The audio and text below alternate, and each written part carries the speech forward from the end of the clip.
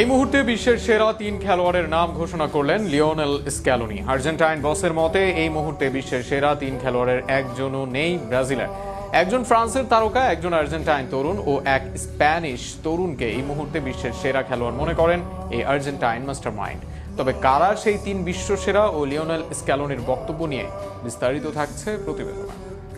বিশ্বের সেরা খেলোয়াড়কে এমন প্রশ্নের উত্তরে তুলনা হয় লিওনেল মেসি, রোনালদোর মাঝেই। তবে যদি বলা হয় এই মুহূর্তের পারফরমেন্স অনুযায়ী সেরা কারা, আর স্ক্যালোনিও বেছে নিয়েছেন সেরা 3। স্ক্যালোনির চোখে বর্তমানে সেরা 3 ফুটবলারের শীর্ষে রয়েছেন রিয়াল মাদ্রিদের ফরাসি অধিনায়ক কিলিয়ান এমবাপ্পে। ফ্রান্সের এই ফরওয়ার্ড কাতার বিশ্বকাপের ফাইনালে হ্যাট্রিক করে নজর কাড়েন এবং বর্তমান রিয়াল মাদ্রিদের হয়ে দুর্দান্ত ফর্মে রয়েছেন।